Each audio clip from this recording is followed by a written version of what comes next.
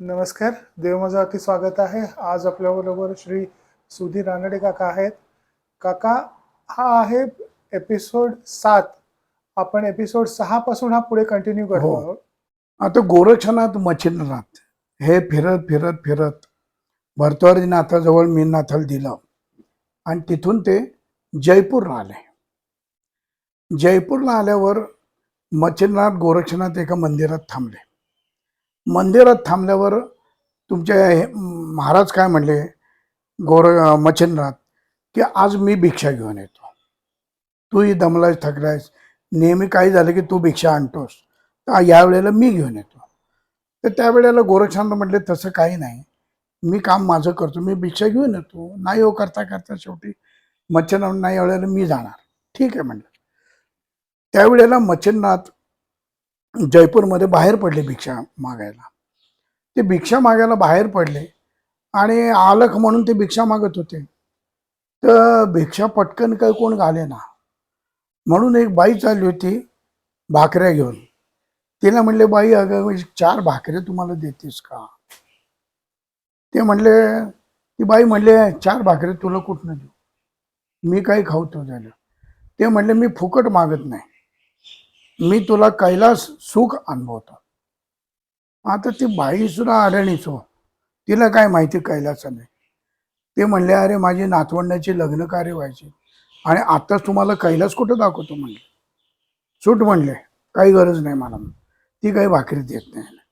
पुढे बाजारात जाताना भाजीवाल्याला म्हणतात की बाई हे गाजर आहेत का, दे भाजी, तेवढं होईल. तुला म्हणले मी स्वर्ग सुख देतो म्हणले.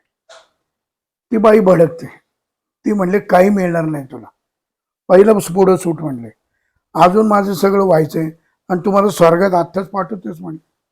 कसलं स्वर्ग सुख म्हणले.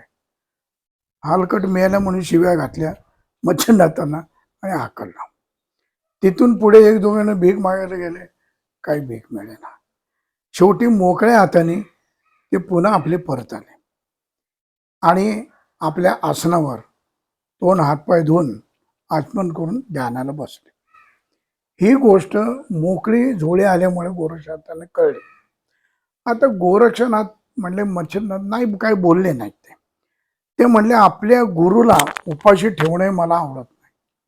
आपला गुरु आणि आपण उपाशी का राहायचं? या लोकांना परब्रह्म एवढं आलंय पण ते ओळखत नाही. जसं किती बाप चांगला असला तरी आपण आपल्या बापाला ओळखू शकत नाही. मेल्यानंतर त्याची कळते की आपला बाप कोण होता. जसे संत सत्पुरुष सांगून जातात, पण जिवंत असताना त्यांना लोक दगड मारतात, शिव्या घालतात, घरातून हाकलून देतात. ते गेल्यानंतर त्यांची महती कळते काय होते. त्याप्रमाणेच ही गोष्ट होते. त्याप्रमाणे झाल्यानंतर शेवटी गोरक्षनाथ बाहेर पडले आणि आधीच ते संतापलेले होते. त्यांनी म्हणले, आता यांना चमत्कार दाखवल्याशिवाय यांचा नमस्कार होणार नाही. म्हणून पुढे गेल्यावर त्यांनी कडासन वर फेकलं आणि आबी तुम स्थिर हो म्हणाले. म्हणून वर आकाशामध्ये ते कडासन स्थिर झालं, त्याच्यावर ते स्वतः बसले. कडासन म्हणजे काय असतं? कडासन म्हणजे एक विशिष्ट लाकडाचं असतं. त्या ह्याच्यात लाकूड आणि आपण काय म्हणतो त्याला, दुर्वा बिरवा असतात ना, त्याचं जे गवत असतं त्या पद्धत केलेलं असतं की खास त्याच्यासाठी ते वापरतात, ध्यानधारणे उपासनासाठी. त्याप्रमाणे ते टाकलं आणि वर बसले. वर बसल्यावरून तिकडनं एक माळीण चालली होती. तिने बघितलं, ती म्हणले, अरे बाप रे, हा मोठा योगी दिसतोय, यांनी संबंध वर आसनावर बसलाय. मग ती बोंबाबोंब सगळ्या गावामध्ये पसरते की असा असा सिद्ध आलाय आणि तो आसनावर बसलाय. हे सगळं कळल्यावर सगळे जमा होतात तिथं, ही राजापर्यंत बातमी जाते, राजा जमा होतो. मग ते सगळे जण जे आपल्याकडे होतं तो सगळा प्रसाद, सुकामेवा काय, फळं काय, सगळ्या गोष्टी तिथं आणतात. त्या आणून ठेवल्यावर अक्षरशः त्या आसनापर्यंत डोंगरासारखा ढीग लागतो. आणि मग ते म्हणतात की योगीराज, आमचं चुकलं, आमची चूक झाली असेल तर पदरात घ्या आणि ते पदर घेऊन तुम्ही पहिलं खाली या आणि आम्हाला आशीर्वाद द्या. हे म्हणून झाल्यावर गोरक्षनाथ खाली येतात.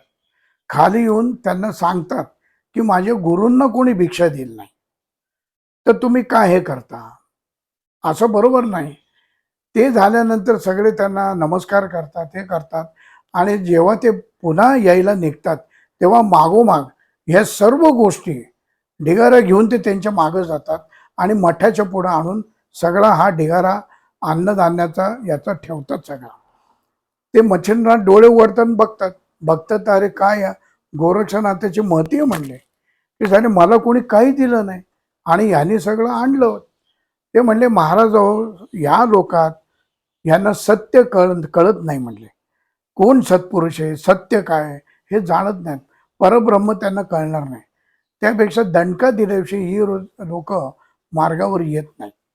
त्याकरता हा दणका दिला म्हणून सगळे आले. ते म्हणले मला कल्पना होती, परंतु ज्या शिष्याने आपला डोळा दिला वड्यासाठी तो शिष्य किती महान आहे याची कल्पना होती. त्या ह्याच्याप्रमाणे ते केलं आणि मग ते म्हणले की हे आपल्यासाठी नाही तर ब्राह्मण भोजन घालू आपण, तर हे सगळ्याला जमा कर आणि सगळ्याला वाटून टाक आणि वाटून टाकून हा आपण मोठा इथं भंडारा प्रसाद करू म्हणून सगळ्या येणाऱ्या लोकांना तो प्रसाद त्यांनी केला आणि तिथल्या लोकांना शिकवण देऊन आध्यात्मिक मार्गाला तिथं लावलं त्यांनी जयपूरला आणि ते तिथून पुढे निघाले. काका एक सांगा ना, आशीर्वाद म्हणजे नक्की काय? कारण कसं असतं की संसद पुरुष असतो, त्यांच्या पाया पडलो, त्यांनी हात असा उभा केला, ते दाखवलं की तो आशीर्वाद. किंवा कोणी कोणीतरी तुम्हाला चांगली गोष्ट सांगितली, तुम्ही त्याला आशीर्वाद. म्हणजे आशीर्वाद हा कॉन्सेप्ट समजला नाही, काय आहे? मूळ असं आहे की आशीर्वाद म्हणजे कुठं प्रसाद देणं हा किंवा नुसता हात करणं हा असं नाहीये.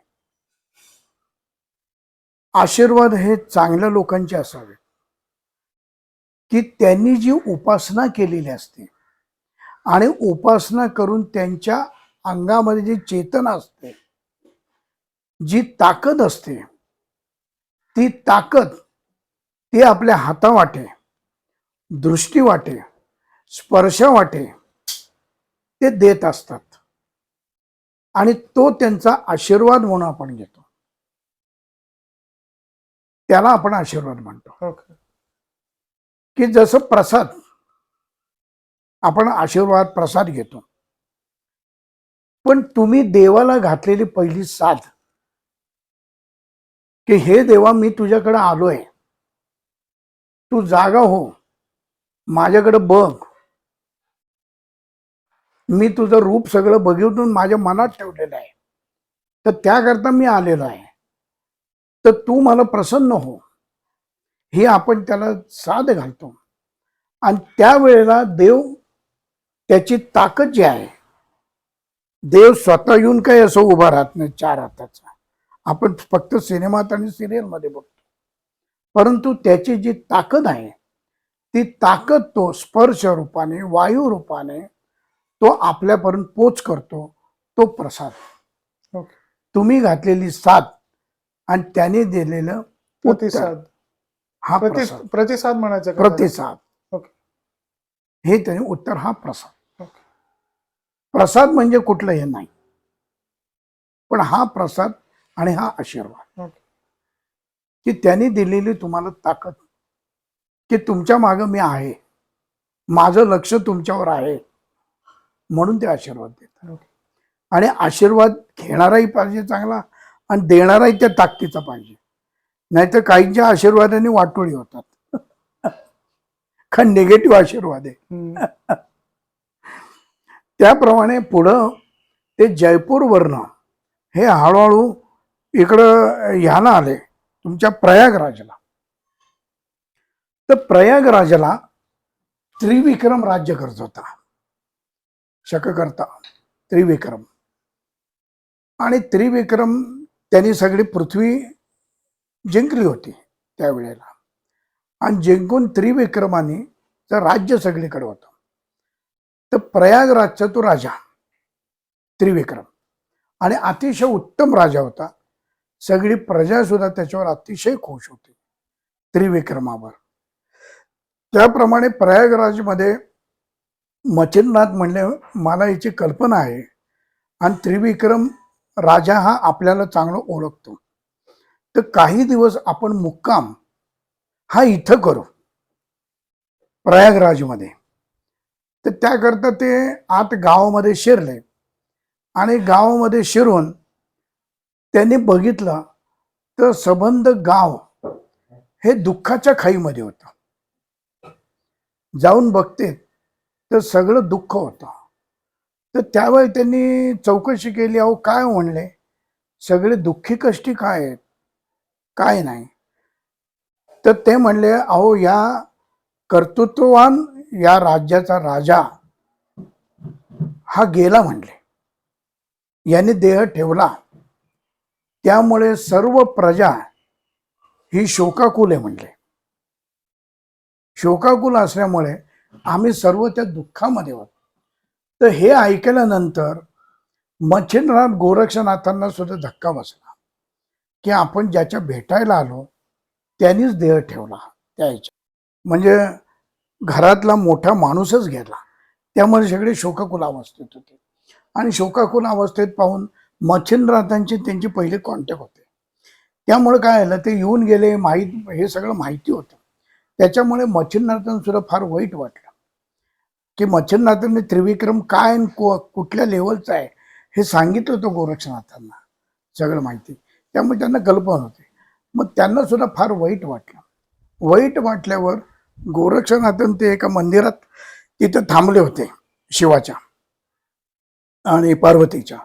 ते थांबले असताना पुढून मोठी यात्रा निघाली. यात्रेनंतर सगळं गाव लोटलं त्यांच्या अंत्ययात्रेला. ते यात्रेला नाव लोटल्यावर राणी स्वतः माग, काही मुलबाळ तर झालं नव्हतं तिला माग, आणि सगळे गाव पुढं असं सगळं नेऊन त्याला त्या चितेवर नेऊन ठेवलं. ते नेऊन ठेवल्यावर गोरक्षनाथांना फार वाईट वाटलं.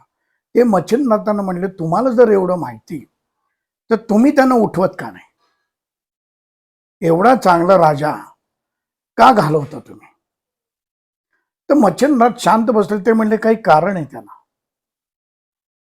कारण त्याचा जो जीव आहे तो आता ब्रह्मांडात नाहीये, तो मुक्त आहे, कारण त्याचं कार्य तसं आहे. ते झाल्यावर गोरक्षनाथ भडकले की सगळं तुम्ही करू शकता तर हे का करू शकत नाही. तर काही झालं तरी मी हे करणार आणि त्या त्रिविक्रम राजाला मी उठवणार. ही वादावादी दोघांची चालू झाली आणि झाल्यानंतर तू म्हणले नीट शांत विचार कर आणि बघ काय झाले. ते म्हणले नाही उठवला ना तर मी अग्नीमध्ये प्रवेश करेन. बघा हे टोकाचं ओझ. ते म्हणले तसा विचार करू नको, तो नीट शोध घे, बघ आणि मग ज्या वेळेला अंतर्मुख होऊन त्यांनी बघितलं त्यावेळेला त्याचा आत्मा जीव कुठेही नव्हता, जीव कुठेही नव्हता. मग ते म्हणले नाही, म्हणले आणणं अवघड आहे. म्हणून मच्छिंद्रनाथ शांत होते.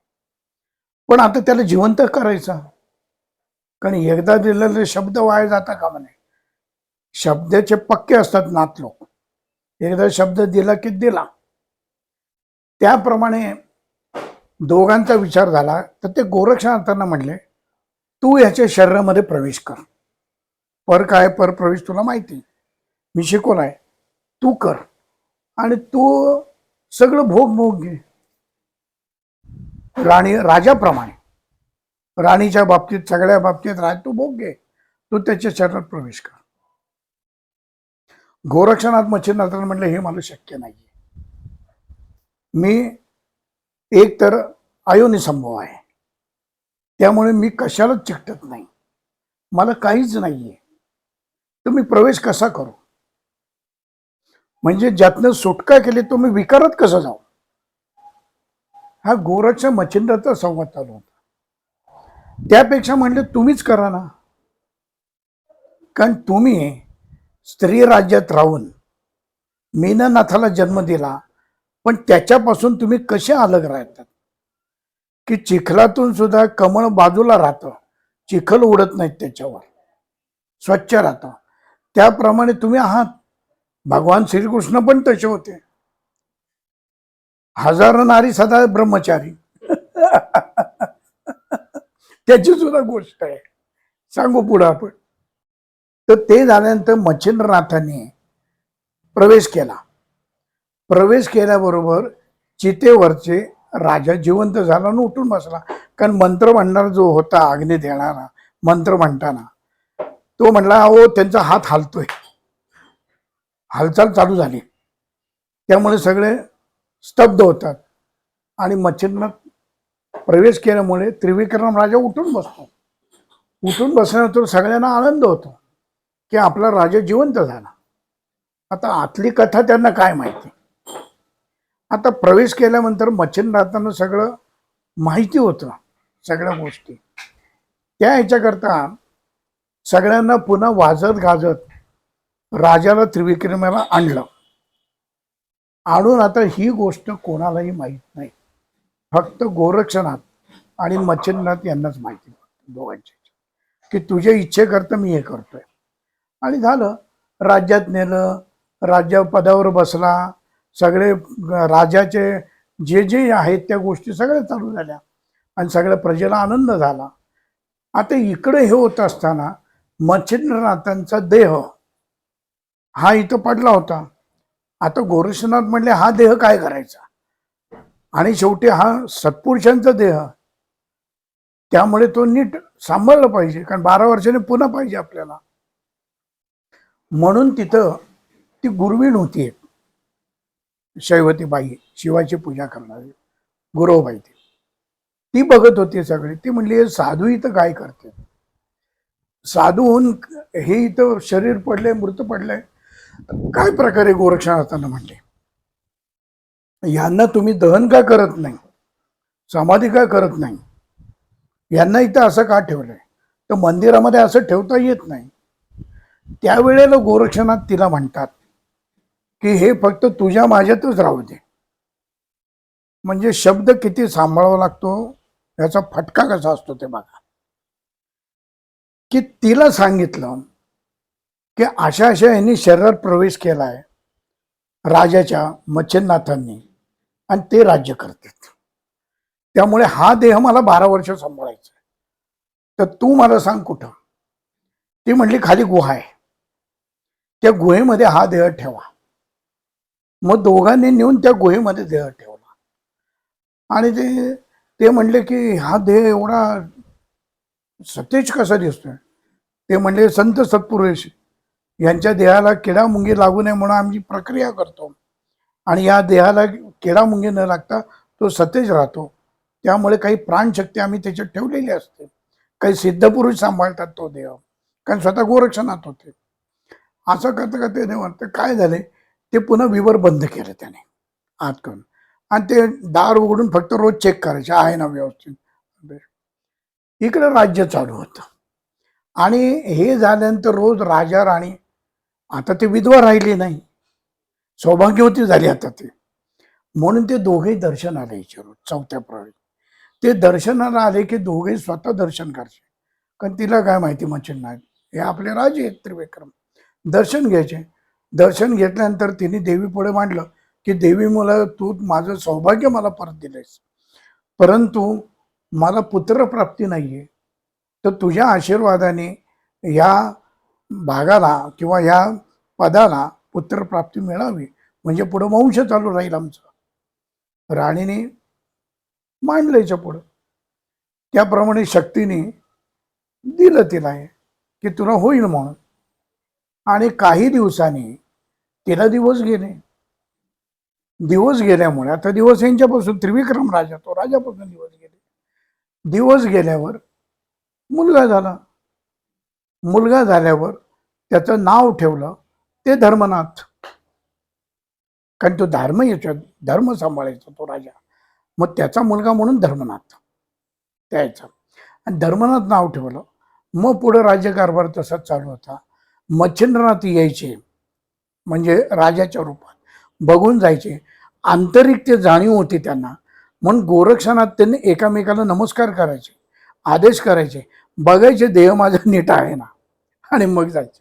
मग असं करता करता काही दिवस झाली, 12 वर्ष झाली. काका होत एक आली. मिनिट एक मिनिट. हा. काका मला सांगा, जे गोरक्षनाथांनी जे मच्छिंद्रनाथांनी ते तो देह ठेवला, हम्म. मग तो जो त्रिविक्रम राजामध्ये त्यांचा जीव गेला की आत्मा सुद्धा गेला? आत्मा, जीव आणि आत्मा दोन्ही गेले, ओके दोघांनी प्रवेश केला. ओके. त्यामुळे जीव दशा कशी निर्माण होईल हम्म, आणि जीव दशा निर्माण झाली या क्रिया कशा घडतील. हम्म. त्यामुळे त्यांनी सदेह हे केलं पूर्णपणे. ते झाल्यानंतर गोरक्षनाथांची यांची गाठ झाली, रोज व्हायची. ते म्हणले आता इतके दिवस झाले तर आपल्याला बाहेरचं कार्य करायचं, तर ते आता समाज प्रबोधनाला जातो तुमची. ते म्हणले हरकत नाही, जातो, मी आहे इथं, रोज येत जाईन, दर्शन करत जाईन. त्याप्रमाणे गोरक्षनाथ तीर्थाटनाला निघाले की त्यांचं कार्य पुढे चालू झालं. मग पुढे त्यांना भर्तृहरीनाथ भेटले. तुमचे माणिक जो होता अडबंगनाथ, की त्याला त्यांनी उभं केलं होतं तिथं शेतामध्ये, त्याची परीक्षा घेऊन, आणि 12 वर्ष उभं राहून त्याला दत्तगुरूंनी स्वतः दर्शन दिलं, धडक दिले. आणि तिथून बघता बघता लक्षात आल्याबरोबर त्याच्यावर वारूळ साठलं आणि तसाच तो झाडाशी उभा होता. त्याचं नाव पुढं अडबंग, कारण तो अडबंगच होता. विचित्र प्रश्न विचारायचा, सोडायचा नाही अजिबात, आणि म्हणून त्याला अडबंगनाथ ठेवलं. मग अडबंगनाथांची सगळी हे करून त्याला दीक्षा दिलेली अडबंगनाथांना, गोरक्षनाथांनी. आणि पुढं ते तिघं मिळून पुढं तीर्थाटनाला गेले त्या ह्याच्यात. मग तीर्थाटन करून येता येता 12 वर्ष झाली. 12 वर्ष इकडे यांचं राज्य चालूच होतं. राज्य चालू झाल्यावर धर्मनाथ 7 वर्षाचा झाला. 7 वर्षाचं झाल्यावर पूर्वी लग्न लवकर करायची. हल्ली 40 झाले तरी लग्न करत नाही, पोरी मिळत नाही. पण त्यावेळेला राजे राजवाडे होते, लवकर लग्न करायचे. काहींची लग्न पाळण्यातच लागायची. पहिल्या प्रथा होत्या त्या ह्याच्याप्रमाणे. त्याप्रमाणे सगळं झालं, ठरलं. त्याप्रमाणे त्रिविक्रम राजाही हे झाला. त्यामुळे त्यांनी सांगितलं की आता धर्मनाथाला आपण पहिलं गादीवर बसू. त्याप्रमाणे ठरल्याप्रमाणे धर्मनाथाला गादीवर बसवलं. गादीवर बसून हा वेगळा झाला. कोण? आपला राजा. राजा वेगळा होऊन तो आतमध्ये जाणीव त्याला होतीच. धर्मनाथाला गादी दिली, त्यामुळे ही राजदंड त्याच्या हातात दिला, तो त्यांनी सांभाळायचा. हा नाथदंड हातात घेऊन मोकळा होणार होता. त्याप्रमाणे झाल्यानंतर राणीला काही कल्पना नाही. राणी आणि राजा हे नेहमीप्रमाणे त्याला गादीवर बसून दर्शनाला यायचे. दर्शनाला आले आणि ती राणी त्यावेळेला म्हणली की हे देवा, तू मला सगळं दिलं, मला राज्य दिलं, नवरा परत दिलास, पुन्हा पुत्र दिलास, तो गादीवर बसला, अशीच तुझी कृपा आमच्यावर राहू दे. अशा वेळेला दर्शन घेतलं तर ती गुरवीनबाई बाजूला होती. तर माझं सौभाग्य तू टिकवलं, ही ती राणी म्हटल्याबरोबर ती हसली. ती हसल्यानंतर राणी म्हणली की तू का हसलीस, तुझं हसण्याचं कारण मला सांग, त्याशिवाय मी तुला सोडणार नाही. ते म्हणली नंतर सांगेन. म्हणून ते पुन्हा गेले. पुन्हा राज्यात गेल्यानंतर हे तिथं थांबले. आणि थांबल्यानंतर राणी परत आली आणि म्हणली तू हसण्याचं मला कारण सांग, तू का हसलीस. तर ते म्हणली राणी, आता तुम्ही मला दम दिलाय, उद्या राणी तुम्ही माझ्यावर काही करू शकाल, मला हात घालाल, पण माझ्यावर रागू नका. सत्य ऐकायचं ते तुमचे कान तुम्ही तयार ठेवा आणि मन तुमचं भक्कम ठेवा. तुम्ही ज्याला जे सौभाग्य म्हणताय, हे सौभाग्य हे तुमचं नाहीये. त्रिविक्रम राजे हे कधीच गेलेत म्हणले. हे तुमच्या बरोबर जे आहेत हे मच्छिंद्रनाथ आहेत आणि ते प्रवेश करून तुमच्या बरोबर राज्य करतात. हे ऐकल्यावर मी हसले की तुम्ही सौभाग्यवती खरं नाही आहात. ते ऐकल्यावरती भडकली, असं कसं म्हणतो म्हणतेने तो देह दाखवला की हा बघा मच्छिंद्रनाथांचा देह, हा इथं ठेवलेला आहे आणि करते यांचा आत्मा तिथं आत शिरलाय जीव आणि तो तुमच्यावर राज्य करतोय. आता हे झाल्यानंतर राणी गप्प बसेल का? आल्यानंतर तिला झोप लागेना. रात्री तर तेच उद्योग की उद्या जर हा मच्छिंद्रनाथांच्या ह्याच्यात गेला तर आपला राजा पुन्हा जाणार, पती आपला गायब, करायचं काय. म्हणून शेवटी ती त्या गुरुवींकडे गेली आणि काही कामट लोक असतात त्यांच्याशी बोलणी केली आणि गुरुविणीला म्हणले आता असं करू, याच्या देहाचं वाटोळ करून टाकू, याचे तुकडे करून टाकू, खांडोळ्या करू, म्हणजे हा पुन्हा काही प्रवेश करणार नाही, लावू वाट त्याची. म्हणून ती एकदा रात्री सगळ्या त्या कामठ्यांना घेऊन येते, जे मारणारे असतात त्यांना, आणि गुरुवीण रात्री येते आणि उद्योग सगळा करते आणि तो देह घेऊन जाऊन त्याचे तुकडे करून टाकतात आणि तुकडे करून टाकून इतस्त ते पाण्यात त्याच्यात पसरून टाकतात आणि मग राणी निवांत येऊन झोपते की आता काही मच्छिंद्र परत जात नाही, आपला राजा आहे तो राहत आहे, काळजी नाही तर आपल्याला. त्यामुळे पुढचे चालू धर्मनाथाबरोबर सगळं चालू झालं, पण ते आंतरसाक्षी होते, ते यायचे दर्शनाला येऊन निघून जायचे. मग हे सगळं झाल्यानंतर त्यांना वाटायचं आहे देहात आपला, निघून जायचे ते. असं करता करता इकडं 12 वर्ष पूर्ण झाली. यांनी यांचं कार्य पूर्ण करत करत 3 जण आले. कोण?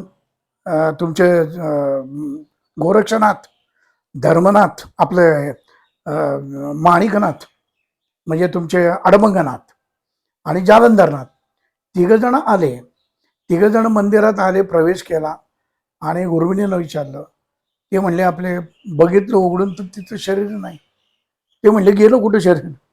तिने सगळी कथा सांगितली, असं असं झालं. झाली गाडीचा भडका. ते म्हणले ती काय समजते म्हणले, अजून ती मला ओळखत नाही म्हणले, सगळं विश्व आपल्या ह्याच्यात आहे. मग ते हालचाल पसरते त्यावेळेला हा जो उद्योग करतात त्यावेळेला पार्वती जागृत असते आणि शेवटी मच्छिंद्र हा मुलगा कोणाचा? शिवाचा. त्यामुळे पार्वती शिवाला जागी करते की अहो शिव, आपल्या पुत्रांची खांडोळी करते, मारते त्याला, तुम्ही जागे व्हा आणि काय केले ते बघा. म्हणून पार्वती त्यांना हलवते आणि जाग करते. मग शिव म्हणतो ते आईला माझं पोरग हे असे उद्योग केले कोण? म्हणून ते काय करतात की ते ह्याला सांगतात, तुमचा काय आपण त्याला म्हणतो, त्याला सांगतात की हे सगळं तू वर नेऊन ठेव आणि वर नेऊन ठेवून याचं संगोपन कर. आणि त्या यक्षिणी सगळे यांचे हाडं मांस गोळा सगळं गोळा करतात, कारण त्यांना ती पूर्ण ही असते, माहिती असते. त्याप्रमाणे सगळे जमा करतात आणि जमा करून आपल्या तिथे ठेवून देतात आणि त्याप्रमाणे ठेवल्यानंतर बांधून त्यांना आनंद होतो. आनंद झाल्यानंतर ते म्हणतात ह्याचा वचपा आपण काढायचा, कारण मच्छिंद्रनाथांनी त्यांना छळलेलं असतं, त्यांना उलट झाडाला उमकळलं असतं, नागडं केलं असतं. आणि नागडं या यक्षिणींना आणि यांना देवांना सुद्धा युद्ध करून यांना टांगलेलं असतो मग. त्यामुळे हे खवळलेले असतात. आता हा आपल्या हातात सापडलाय, आता याला सोडायचं नाही म्हणले अजिबात. आता कोणी येऊ दे नाही तर काय होऊ दे. म्हणून 12 मल्हार सगळे हे स्वतः हे सगळे तयारीत असतात की काय झालं ते गोरक्षनाथ येणार आणि गोरक्षनाथ हा पट्टीचा आहे, तो काय आहे का, त्यामुळे सगळ्या तयारीत आपल्याला राहिलं पाहिजे. त्याप्रमाणे शिव जागृत होतात आणि शिव आणि गोरक्षनाथ येतात आणि पुढं युद्ध करून ते सगळं घेऊन परत जातात. घेऊन परत जाऊन संजीवनी मंत्र म्हणून सगळं ते एकत्र करतात आणि मच्छिंद्रनाथांच्या देहाला जिवंत करतात. आणि तो जिवंत झाल्यावर संजीवनी मंत्र म्हटल्यावर इकडचा जो प्रवेश केलेला आत्मा आहे तो परत इकडे जातो आणि पुन्हा मच्छिंद्रनाथ जागृत होऊन पुन्हा राजा जातो. आणि मग गेल्यानंतर त्याला तिथं ठेवतात. त्यावेळेला राणीला जाणीव झालेली असते की हा त्रिविक्रम राजा नाहीये, हा मोठा आहे. त्यावेळी राणी चिंतेत असते. म्हणून धर्मनाथ विचारतो की आई तू चिंता का करतेस? तर ती म्हणते तुला खरं सांगते आता मी की तुझा पिता जो आहे तो त्रिविक्रम राजा नाहीये, तुझा पिता जो आहे तो मच्छिंद्रनाथ आहे. आणि शेवटी गुणसूत्र आहेत, त्याला तशी ओढ लागलेली असते त्या याला, त्याच्यामुळे त्याची ओढ आध्यात्मिक असते. मग तो काय करतो की खरं राजाला जाऊन 12 दिवस झालेले नसतात सगळे करून, पण हे कळल्यानंतर तो सगळा लवाजमा घेऊन इकडं दर्शनाकरता येत असतो. मग त्यावेळी जालंधरनाथांना गोरक्षनाथ म्हणतात, जालंधरनाथ म्हणतात. कोण आलंय म्हणले, राजाची पालखी दिसती म्हणले आणि लवाजमा आहे, आपल्याशी युद्ध करायला आलेत का काय म्हणले. काय तर ते म्हणले, अरे गोरक्षनाथ म्हणले, मच्छिंद्रनाथ म्हणले तसं नाहीये म्हणले. ते म्हणले आता मला भेटायला आले, म्हणजे धर्मनाथाला कळलंय की मी त्याचा वडील आहे, म्हणून तो मला पिता पुत्र भेटे आता आमचे या ह्याच्यात. मग ते सगळे आल्यावर धर्मनाथ त्यांना नमस्कार करतो, त्या पद्धतीत आदेश उपदेश करतो आणि तो त्यांना म्हणतो की मला आता सगळं उमजलंय, तर मला सुद्धा तुमच्या बरोबर यायचंय की मला हे राज्य काका धर्मनाथ बीज म्हणजे काय एक्झॅक्टली ते काय सांगतो आता पुढं. ओके. त्या ह्याच्यात मग ते झाल्यानंतर हे सगळं पूर्ण झालं, धर्मनाथाला ओळख झाली की आपले पुत्र कोण आहे. तो म्हणतो घेऊन जा. नाही म्हणले, तू म्हणले आईला आणि राज्य हे तू सांभाळायचं काही वर्ष. हे वर्ष संपून पूर्ण झालं की तुला पुत्र झाला की मग तुला तू पुन्हा माझ्याकडे घेईन, तवर तू राज्यकारभार व्यवस्थित सांभाळायचा. त्याप्रमाणे धर्मनाथाचं लग्न झालं. धर्मनाथाचं लग्न होऊन त्याला पुत्र झाला. मग नातवाला भेटायला पुन्हा मच्छिंद्रनाथाने आले आणि त्यावेळेला त्याचंही नाव सुद्धा त्रिविक्रम ठेवलं नातवाचं पहिल्याचं. जसं पहिली पद्धत आहे ना, आजोबाचं नाव याला ठेवतात, त्याप्रमाणे त्रिविक्रम ठेवला. त्याला गादीवर बसवला, त्याला राजदंडबिन बसवला आणि धर्मनाथाला हातामध्ये नाथदंड दिला आणि नाथदंड देऊन त्याला पूर्ण नाथदीक्षा देऊन त्याला पुढं इकडं पाठवलं. त्याच्या आधी त्यांनी बीज धर्मनाथाची म्हणून तिथं साजरी केली, द्वादशी म्हणून साजरी केली. तर तिथं त्यांनी हरभऱ्याची उसळ, हरभरा म्हणजे काय की हरभरा याचा अर्थ सगळ्या ह्याच्यात विश्वात तो व्यापलेला आहे, सगळ्या ठिकाणी तो भरलेला आहे, तो परमात्मा सगळीकडे आहे, तुमच्यात आहे, माझ्यात आहे, वस्तूत आहे, प्राण्यात आहे, झाडात आहे, सगळीकडे तो परमात्मा आहे. म्हणून ती चेतना अवस्था आहे. म्हणून हरभरा, म्हणून हरभऱ्याची उसळ. आणि हरभरा हे द्विदल धान्य. द्विदल धान्य म्हणल्याशी जे आपल्या मनाचे सुद्धा दोन विकार आहेत ते सुद्धा जाऊन तिथं सात्विक बीज उगारावं म्हणून हरभरा. जसं शंकर महाराजांच्या ह्याच्यात आपण बघितलं, खिचडी करतात डाळ तांदळाची, किंवा गोरखपूरला सुद्धा तिथं संक्रांतीला करतात. का तर साध्या लोकांना करू शकतात हे ठीक आहे, परंतु तुमच्या आयुष्यात तुम्ही जे खिचडी करून घेतलेली आहे आणि त्याच्यात तुम्ही अडकलेला आहात, त्यातून मी ढवळून तुम्हाला बाहेर काढतोय त्या खिचडीतनं आणि त्यातून तुम्ही बाहेर या हा बोध ते त्या प्रसादातून देतात. म्हणून खिचडी हा प्रसाद ठेवतात. त्याप्रमाणे त्यांनी डाळ, मुगाचे वडे, ते तर काय डोळा देऊनी वडे मिळून मच्छिंद्रनाथांचा आवडीचा पदार्थ तो. आणि त्याला सुद्धा होल आहे, शून्यातून निर्माण झालेले. कुंडलं सुद्धा तशीच आहेत, नाथांची कुंडलं घालतात ती, त्यामुळे ते त्याचं प्रतीक आहे. त्यामुळे त्या याला उडीद वडा आणि उसळ आणि आंबील ज्वारीच्या पिठाची ताकाला लावतात. कारण ताकापासून निर्मिती कुठलीच पुन्हा नाही. दुधापासून दही बनतं, लोणी बनतं, सगळं बनतं, पण ताक बनलं की पुन्हा काही निर्माण होत नाही. म्हणून ताकाला ज्वारीचं पीठ लावून ते आंबील बनवतात. म्हणून तेव्हापासून सगळीकडं धर्मनाथाची बीज ही मोठ्या प्रमाणात साजरी करतात आणि पुढं हे उरकून ते पुढच्या मार्गाला लागतात. ते आता आपण पुढच्या पॉडकास्टमध्ये बघायचं.